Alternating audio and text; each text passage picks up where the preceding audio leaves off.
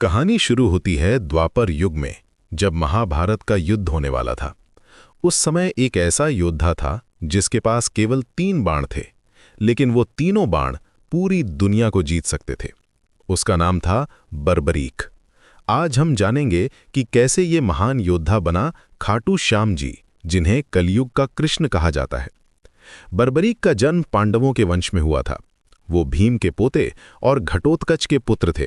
बचपन से ही उनमें अद्भुत शक्ति थी। जब वो बड़े हुए तो उन्होंने कठोर तपस्या की। उनकी तपस्या से प्रसन्न होकर माता दुर्गा ने उन्हें 3 अमोघ बाण दिए। ये बाण कभी निशाना नहीं चूकते थे। पहला बाण दुश्मनों को चिन्हित करता था, दूसरा उन्हें नष्ट करता था और तीसरा वापस आकर उनके तरकश में लौट आता था।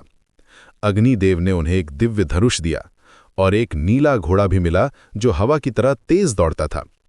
जब कुरुक्षेत्र का युद्ध शुरू होने वाला था तो बर्बरीक ने अपनी माता से वादा किया था कि वो हमेशा कमजोर पक्ष का साथ देगा। उसका मानना था कि न्याय हमेशा कमजोर के साथ होना चाहिए।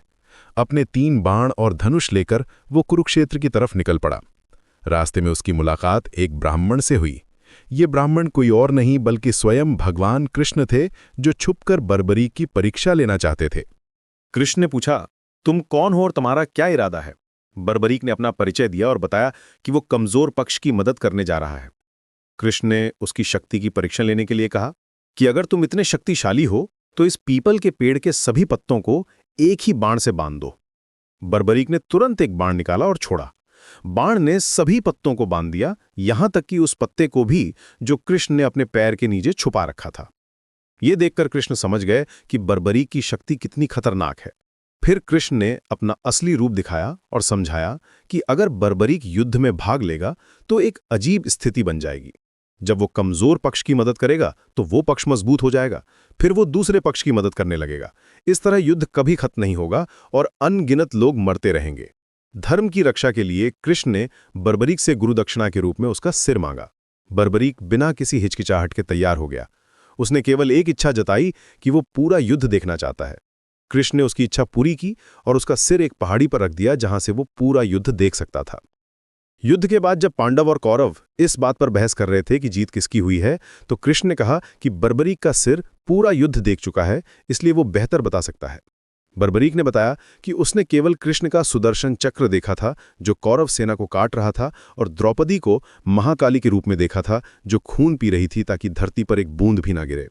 उसने कहा कि असली जीत कृष्ण की थी। उनकी योजना और उनकी उपस्थिति ने ही युद्ध का फैसला किया था। कृष्ण बर्बरीक के इस महान त्याग से बहुत प्रसन्न हुए।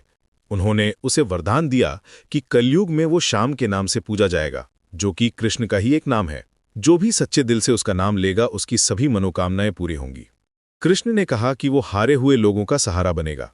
सदियों बाद राजस्थान के सीकर जिले में खाटू नामक गांव में एक अजीब घटना हुई। एक गाय रोज एक ही जगह पर अपना दूध गिराती थी। गांव वालों ने जब वहां खुदाई की तो उन्हें बर्बरीक का सिर मिला। वहीं पर खाटू श्याम जी का मंदिर बनाया गया। आज ये मंदिर राजस्थान का सबसे प्रसिद्ध तीर्थ स्थल है।